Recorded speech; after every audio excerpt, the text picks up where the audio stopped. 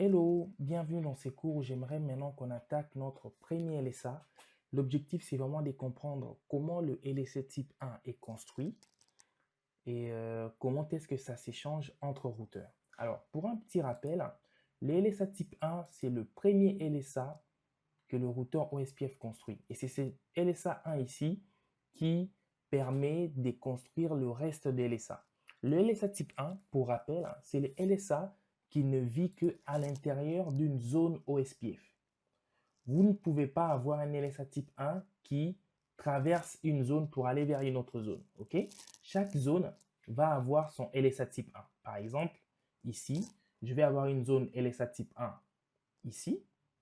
Dans cette zone, il y a un LSA type 1. Dans l'autre zone, on a un LSA type 1. Okay? Chaque zone a son LSA type 1.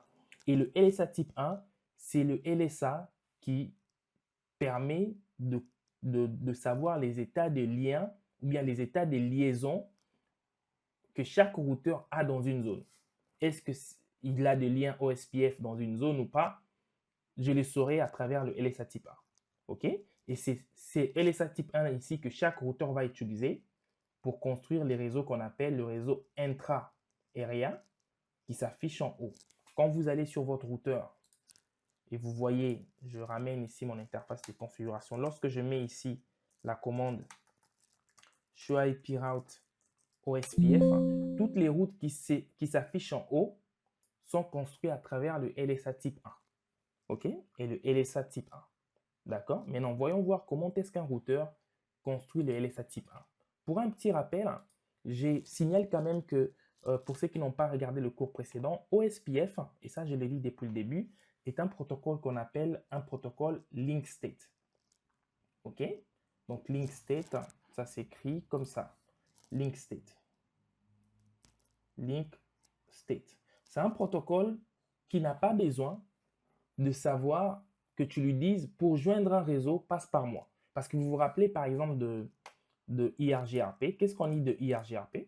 Eh bien, IRGRP, si vous avez un routeur comme ça et vous avez IRGRP connecté, ok, j'ai là le routeur R1, R2, R3. Admettons que R3 veut joindre R1. R3 ne saura pas comment R1 est connecté à R2. Tout ce que R3 va voir dans sa table de routage, c'est que si tu veux joindre R1, passe par R2. OK? Tout ce que R3 va savoir dans sa table de routage, c'est ça. Quand je parle de R1, je parle bien sûr des routes qui sont au niveau R1. Mais avec le link state, ce qui va se passer, ce n'est pas que j'ai juste la connaissance du routeur du next hop en anglais, ou bien du routeur prochain, next hop. Ça, c'est avec la connaissance qu'on appelle distance vector. Ça, c'est le fonctionnement de distance vector. Je vais encore essayer de le rendre un peu plus clair. Admettons que ici, j'ai un réseau 10.1.12.0 et là, j'ai 10.1.23.0. OK? Au niveau de la table de routage du routeur 3, vous allez voir, pour joindre 10.1.12.0, next hop, c'est qui? C'est le routeur 3. Ça, c'est le fonctionnement du protocole qu'on appelle distance vecteur. OK? Ça, c'est le fonctionnement du protocole qu'on appelle distance vecteur. Donc, tout ce que le routeur 3 va savoir, c'est que si je veux joindre plutôt cette route-là, passe par le routeur 2. Désolé, pas le routeur 3. Donc, le routeur 3, dans sa table de routage, c'est ça qu'il aura comme connaissance. Ça, c'est le fonctionnement des protocoles qu'on a distance vector. OK? Mais le protocole qu'on appelle link state, dans ce type de cas, qu'est-ce que R3 va savoir? R3 n'aura pas une information sur si tu veux joindre R1 passe par moi, mais R3 va recevoir des link states, et s'ils sont dans une même zone, et dans ces link states là, il va voir qu'écoute, j'ai reçu un LSA de R1 qui dit, moi R1, j'ai un réseau 10.1.12.0, donc ça c'est le network. Ensuite, il va avoir le coût. Le coût, il est de 1. Et puis, le type de réseau, c'est par exemple un réseau Internet, donc ça s'appelle transit. Je vous expliquerai plus tard ce qu'il en est. Ça, c'est le LSA qu'il reçoit du routeur R1. Il va aussi recevoir le LSA du routeur R2. OK? R2 va dire, écoute, moi j'ai deux réseaux. Le premier réseau, c'est quoi? C'est 10.1.12.0. Le coût est de 1 et le type, c'est transit. OK? Ensuite, j'ai un autre réseau, 10.1.23.0. Le coût, il est de 1 et le réseau, par exemple, c'est transit. Le type de réseau dans OSPF fait allusion à est-ce que c'est du multi-access ou bien est-ce que c'est du point-to-point. Quand c'est du multi-access, c'est transit. Si c'est du point-to-point, c'est PPP. OK? Et R3 lui-même aussi, il a un LSA où il dit que non, écoute, moi j'ai un réseau 10.1.23.0, le coût est de 1, le réseau c'est transit. Voilà. Et donc ça, c'est des LSA que chaque routeur va partager avec tout le monde. R2 va envoyer ces LSA ici au routeur R1 et au routeur R2. Pareil, R1 va envoyer les LSA au routeur R2. R2 ne va rien modifier. OK? Le LSA qu'il va choisir, qu'il va recevoir plutôt du routeur R1, il va juste l'envoyer au routeur R3. OK? Il va dire, écoute, voici les LSA que j'ai reçus du routeur R1. Tant que quoi? Tant que tous ces routeurs ici vivent dans une même zone. C'est ce que j'ai dit au début. Donc, dans une même zone, le LSA 1 va être partagé. Chaque routeur génère un LSA 1 où il dit quasiment, voici mon réseau, voici le coût et voici le type de lien. Voici le type de lien. Et ce LSA 1 va être envoyé à tout le monde. Maintenant, c'est à chaque routeur de construire les réseaux. OK? Le routeur R3, par exemple, va dire, OK, moi, je viens recevoir tous les LSA. Je remarque que R1 a un réseau. Il dessine le routeur R1 et dit, je remarque que R1 a un réseau plutôt, qui est 10.1.12.0. D'accord. Mais je vois aussi que R2, il dessine R2. Je vois aussi que R2, il a un réseau qui est 10.1. OK, donc j'ai un réseau ici, 10.1.12.0. OK, apparemment, c'est le même réseau avec R1, donc j'ai l'impression qu'ils sont connectés. Voilà, et il dessine la connexion. Donc, j'ai l'impression qu'ils sont connectés entre les deux. Ensuite, je vois aussi que R2 a un réseau. Il va dessiner le réseau de R2. C'est quoi le réseau? C'est 10.1.23.0. Et après, moi-même, R3, j'ai un réseau. Il dessine le réseau de R3. Et apparemment, c'est aussi le 10.1. Donc, R3 et R2 sont connectés. Voilà. Et chaque routeur, à travers ce LSA1, va se faire une idée du réseau et de liaison, comment est-ce que chacun est connecté. Et en fonction de ça, le routeur R3 peut facilement trouver c'est quoi le meilleur chemin pour joindre le routeur R1. OK? Ce n'est plus au routeur R2 de lui dire, écoute, si tu veux joindre R1, passe par moi. Le routeur R3, à travers tous ces LSA ici, lui-même peut voir, bon, si je veux joindre R1, je n'ai qu'à passer par qui? Je n'ai qu'à passer par le routeur R2. OK? Et c'est ça l'intérêt de Link State. L'intérêt de Link State, c'est de donner à chaque routeur dans une zone la capacité lui-même de trouver le meilleur chemin. Bien sûr, à travers l'algorithme SPF, Shortest Path First. Mais pour ça, il faut que les LSA au niveau d'une zone soient connus de tous les routeurs. OK?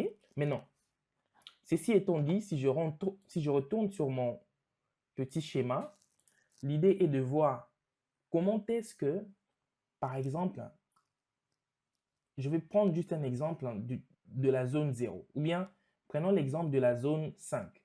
Voyons voir comment le LSA est construit dans la zone 5. OK? On va prendre cet exemple-là de la zone 5. Donc, je vais ramener mon bloc-notes. Voilà, donc là, je ramène mon bloc-notes ici. On va juste aller dans la zone 5 et construire calmement le LSA. Je commence par le routeur R3. OK? Pour le routeur R3, si vous regardez, il a deux interfaces. Donc, c'est que moi, je vais faire, je dessine ma case network. Admettons, bon, là, je vais d'abord mettre comme ça. Donc là, j'ai la case ici, network. Ensuite, vous avez, à part le network, vous avez le coût. On va appeler cost. Et puis, vous avez le type. OK? Donc, pour le routeur R3, par exemple, R3 a deux interfaces dans la zone 0. Donc, c'est ce que lui va faire pour construire son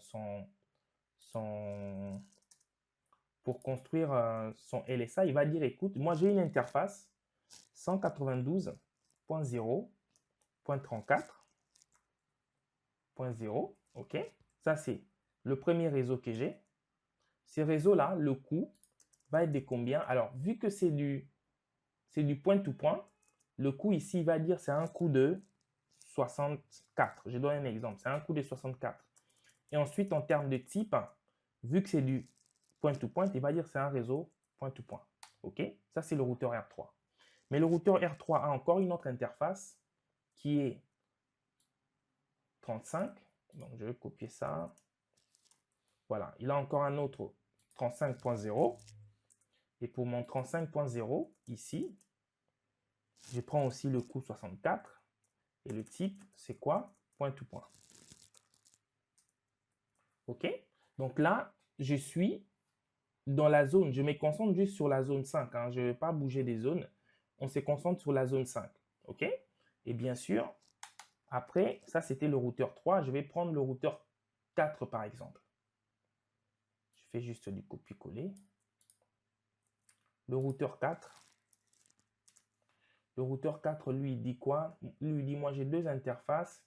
35, plutôt. Le routeur 4, il est là. Je crois que j'ai une petite coquille ici. C'est pas 35. Ouais, 34 est en dessous. 35 au-dessus. Il y a une petite coquille là. Donc, je vais essayer de corriger ça. C'est juste que vous voyez, l'interface 1/1, c'est 35 et puis l'autre, c'est 34. Donc, ce n'est pas un souci. Du côté 34, j'ai 34.0.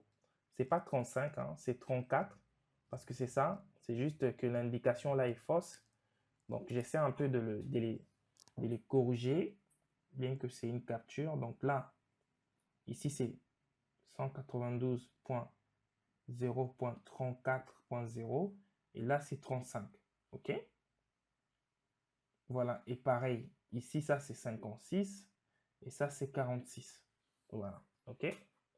Donc, c'est étant fait, donc pour 34, j'aurai 34.0 et puis j'aurai 46.0. Pareil, je fais pour le routeur. Je fais pour le routeur 5. Le routeur 5 va être 35 et puis 56. Et enfin, le routeur 6. Et le routeur 6,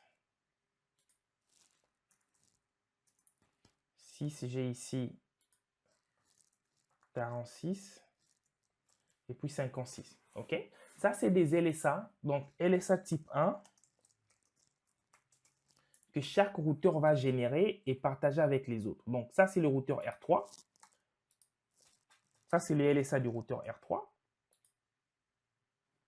Ça, c'est le LSA du routeur R4. Ça, c'est le LSA type 1 du routeur R5. Mais je parle juste de la zone 5. OK? Donc, chacun va générer ces LSA-là. Mais non, quand chaque routeur va recevoir, donc à ce niveau ici, le routeur 6 par exemple, admettons que je suis le routeur 6 et je cherche à savoir comment est-ce que les routeurs sont connectés dans la zone. Je suis le routeur 6, ok? Est-ce qu'à partir des LSA, je peux constituer la zone 5? Voyons voir. Donc là, je vais juste prendre mon tableau blanc rapidement. Voyons voir si je peux reconstituer mes LSA ici. Donc, là, je prends par exemple, je suis le routeur 6. Le routeur 6 a reçu les LSA de tout le monde. Et le routeur 6 dit, bon, je viens de recevoir le LSA du routeur 3. Le routeur 3 dit quoi? Le routeur 3 dit, qu'il a deux réseaux. Il a un réseau qui est connecté sur, on va dire juste 0.34.0. Voici le premier réseau. Et il a un autre réseau qui est connecté sur quoi? Sur 35.0.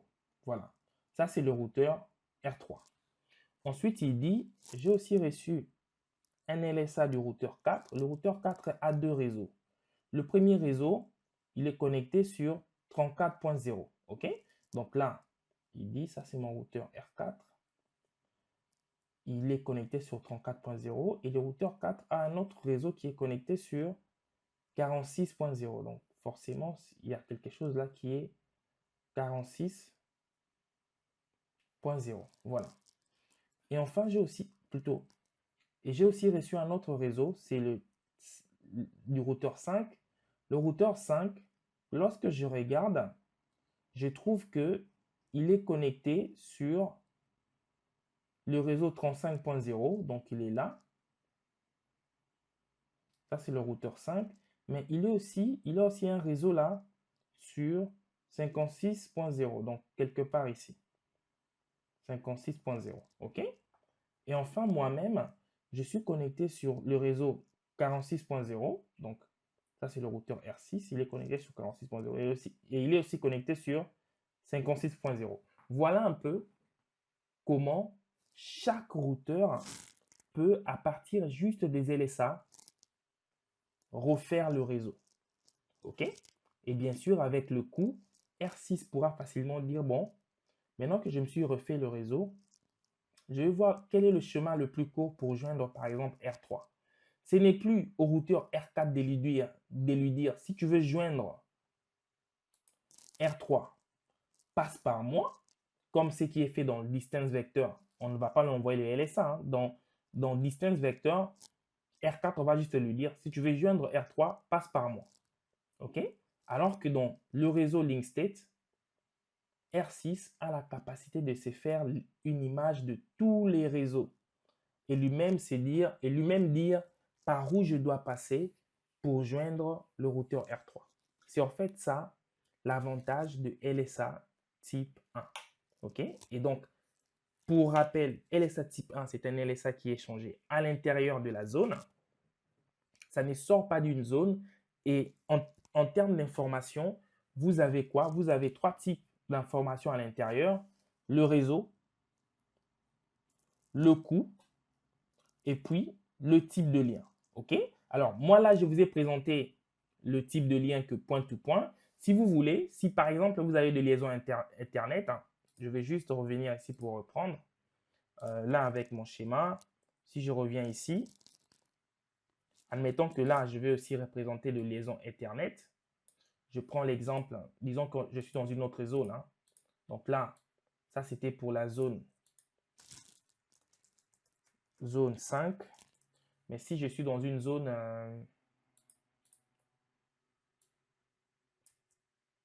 si je suis dans la zone 0, par exemple, dans la zone 0, j'ai aussi de liaison Internet. Donc, dans la zone 0, c'est quoi le LSA type 1 que je vais avoir?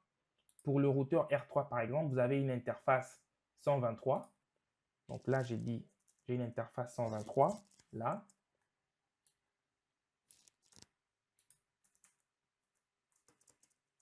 OK, 123.0. Et en termes de coût, pour la liaison Internet, en termes de coût, ça peut être, bon, le coût de l'interface, ça peut être 1. Tout dépend de la bande passante que vous avez ici. Et le type, ici, ça ne sera pas point-to-point. Pour les liaisons Internet, c'est transit. OK? Et ça, c'est le routeur R3. Pareil, vous allez avoir pour le routeur, un autre routeur par exemple R2. Il sera aussi sur un même réseau, network 123, le coût 1 et le type, c'est transit. OK? Ça, ce sont des liaisons Ethernet. Parce que dans les liaisons Ethernet, il y a des liaisons multi-access. Le type de lien, OSPF indique ce type de lien-là comme étant de lien transit. Pour des liaisons point-to-point, le type, c'est point-to-point. OK? Et puis pour des liaisons loopback, parce que là, on a aussi dans la zone 0 des liaisons loopback. Par exemple, R3 a une liaison loopback ici, que je vais par exemple écrire ici, c'est 3.3.3. OK? Ça, c'est une liaison loopback. Son coût peut être de 1. Et le type ici, vous allez avoir comme indication stub. Voilà. Donc, ça, c'est vraiment ce que j'aimerais que vous puissiez noter dans la constitution de LSA type 1. OK? Mais qu'est-ce qu'il faut retenir de LSA type 1? Les LSA type 1 sont générés par tous les routeurs pour annoncer leurs interfaces, état de lien et type de lien, mais dans une zone. On ne sort pas de la zone. OK? Dans une zone. OK? Et avec ces informations ici, chaque routeur qui reçoit ça peut être capable de décrire le réseau. OK? Voilà, ça c'est l'information que j'aimerais que vous puissiez retenir. Maintenant, comment est-ce que je le vois dans un routeur? Là, je ramène par exemple mon interface de configuration. Pour voir le LSA type 1, la commande que vous tapez, c'est show IP, OSPF, database, et ensuite vous tapez routeur. Voilà, quand vous tapez cette commande-là, vous allez voir le LSA database type 1. Voilà, donc qu'est-ce qu'on voit par exemple quand je tape ça? Je vois que ça, je suis sur le routeur R1. Donc le routeur R1 en termes de routeur ID, c'est son routeur 0.1.1.1. Et quand je descends, le routeur 1 dit, écoute, j'ai une interface qui est la loopback 172.0.3.1. Il dit en termes de type, c'est un stub. OK? Pour dire quand OSPF dit c'est un stub, c'est une loopback. Ce qui m'intéresse ici, c'est que il dit aussi son cost. OK? Donc ça, c'est le premier lien que j'ai. J'ai un lien, je suis connecté, donc link connected to stub. Voici le réseau, son network, et voici sa métrique. OK? En termes de métrique, c'est 1. Ensuite, j'ai aussi un autre lien qui est aussi connecté à une autre loopback. C'est un stub. Voici la métrique et voici le network.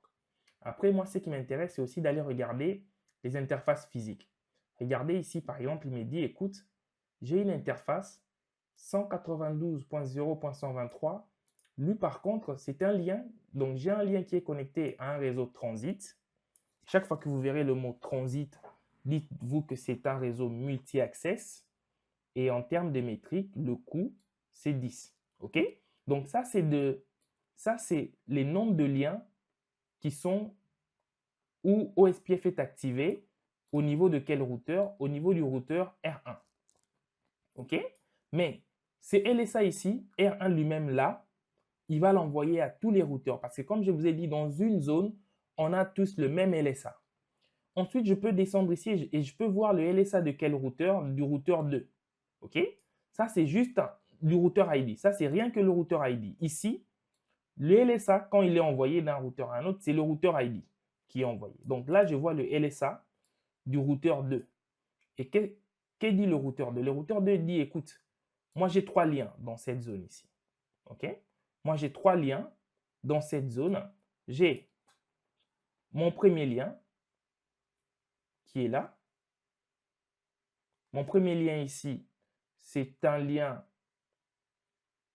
je dirais, concentrons-nous ici. Voilà, mon premier lien, c'est un lien que j'ai avec ma loopback 2.2.2.2. C'est un réseau stub. Voilà. OK, donc mon premier lien, c'est un réseau stub que j'ai. J'ai aussi un lien virtuel. Vous vous rappelez, on a construit un virtual link entre le routeur R2 et R4. Il me dit, j'ai aussi un lien virtuel avec le routeur R4. Bon, mais bon, ça, c'est un lien virtuel. Vu qu'il est dans la zone 0, parce que le lien virtuel est toujours dans la zone 0, donc il est mentionné.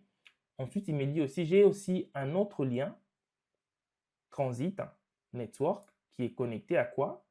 Qui est connecté au routeur, qui est connecté plutôt au réseau 123. OK? Et voici aussi son coût. Donc, chaque routeur, et je peux voir ici que le lien ici, où on retrouve le réseau 123, c'est le même lien que nous avons du côté du routeur R1 avec le réseau 123. OK? Donc, vu que c'est le même lien, chaque routeur peut se dire, écoutez, nous sommes dans un réseau multi-access. Ensuite, on va sur le routeur R3. Alors, sur le routeur R3, on peut aussi voir ici que R3 lit tous les liens qui sont dans la zone 0. OK? Et là, vous pouvez voir que R3 a combien de liens? lorsque je regarde ici, je vois que R3 a 5 liens. OK? Le premier lien, c'est un stub, donc une loopback, une loopback, une loopback, une loopback. Et enfin, vous avez quoi? Vous avez une liaison, plutôt un lien transit, qui est le lien qui leur relie tout ça, le lien multi-access, qui est là, le lien multi-access. Donc, chaque routeur, quand il envoie les réseaux où il est connecté, il dit aussi. Et là, on peut retrouver que on a le même réseau partout. Donc, on sait que c'est un réseau multi-access. Mais là où je voudrais que vous puissiez prêter attention, c'est que quand chaque routeur dit pour les réseaux transit, il donne une information qui va vous servir dans le prochain cours. Je vais revenir là-dessus. Il dit, voici ce qu'on appelle le designated router adresse. OK? Il désigne, chaque routeur désigne le DR. Parce qu'on est dans un réseau multi-access, il faut que je désigne le DR. Il faut que je dise qui est le chef dans ces réseaux-là. Tant que eux tous pointent vers le même chef, quelque part, on peut aller vérifier au niveau du chef et je vous montrerai ça dans le prochain cours, clairement dans le LSA2. Mais chaque routeur dit, moi je suis connecté à ce réseau-là et le chef dans ce réseau-là, c'est le routeur 3. OK? Et donc, il faudrait quand même qu'on utilise le chef pour vérifier. Je vous montrerai ça dans le prochain cours. Voilà. Mais je veux juste que vous puissiez retenir que dans le LSA type 1, pour le réseau transit, le routeur ne dit pas seulement qu'il est connecté au réseau transit, il ne donne pas seulement son IP qui est connecté au réseau transit, mais il donne aussi l'adresse du routeur désigné. OK? Et enfin ici, je vais avoir le routeur R4 et R4 dit clairement que, écoute, moi je suis connecté. Non, R4 il est là, il dit juste que non, moi j'ai un réseau, je suis dans le réseau 0 à travers la liaison Virtual Link. OK? Et enfin, c'est R11. R11 a deux liens dans le réseau, dans la zone 0. Une loopback qui est présentée comme étant un stable network et une liaison Ethernet qui est flaguée comme étant du transit network. Et comme tout le monde, il mentionne son designated router. Bon, pour cette zone ici, nous n'avons pas vu des réseaux point-to-point. Mais si je prends par exemple le routeur R3 ou bien même R4, non, prenons R5, ok? Si je prends le routeur R5, je dis show IP OSPF database router. Vous allez voir que R5, lui, a le LSA type 1, mais à l'inverse des autres, R5, lui, a par exemple, il dit j'ai 4 liens. OK? Et dans mes 4 liens-là, j'ai une liaison stub qui est le réseau, plutôt, j'ai une liaison point-to-point qui me connecte avec le routeur R3. Et puis, j'ai une autre liaison point-to-point qui me connecte avec le réseau R6. Normalement, ça, c'est R5. Donc là, vous avez 35.0. Ça, c'est R5 ou... Ouais, ça, c'est R5. Non, ça, c'est pas R5. Donc, je suis dans le routeur R5, mais je suis en train de regarder le LSA du routeur R3. OK? Dans le LSA du routeur R3, pour cette zone, hein, on est en train de regarder parce que je vous ai dit le LSA type 1, c'est par zone. Donc, je suis ici. Je suis au niveau du routeur R5 et je regarde les LSA de cette zone. Bien évidemment, il commence par le routeur R3, ensuite R4, ensuite R6. Mais tout ça se trouve au niveau du routeur 5 parce qu'ils doivent tous avoir le même LSA. OK? Et donc là, je regarde le LSA du routeur R3. R3 a combien de liens? Quand je regarde ici, je vois que dans cette zone, R3 a un lien point-to-point avec le routeur R5. Il a aussi un lien point-to-point avec le routeur R4. OK? Je reviendrai sur ces deux. Pourquoi? Si vous regardez bien, ces deux liens semblent être le même. Vous avez là 192.0.35, vous avez aussi là 192.0.35. Pourquoi? Vous avez deux LSA qui qui correspondent. Même en termes de métriques, ils correspondent. Je vais réexpliquer ça dans la prochaine vidéo sur le LSA type 2. On va revenir sur ces LSA-là. OK? Pareil pour le routeur R4. Vous allez voir qu'ils ont tendance à répéter 2 LSA pour le réseau point-to-point. Et ensuite, ils traitent aussi mêmement la valeur stable. Je vais en parler dans la prochaine vidéo. Mais ce que j'aimerais surtout montrer, c'est que pour le réseau point-to-point, le type de réseau, c'est quoi? C'est point-to-point. OK? Voilà, le type de réseau, c'est point-to-point. Et ça clôture notre premier cours de LSA Type 1. Voilà. Et n'oubliez pas que si vous voulez vérifier, la commande que j'ai tapée, c'est quoi? C'est show IP OSPF routeur. Show IP OSPF database routeur. Voilà. OK? Merci. Veuillez messieurs, dans la prochaine vidéo, on va parler de LSA type 2.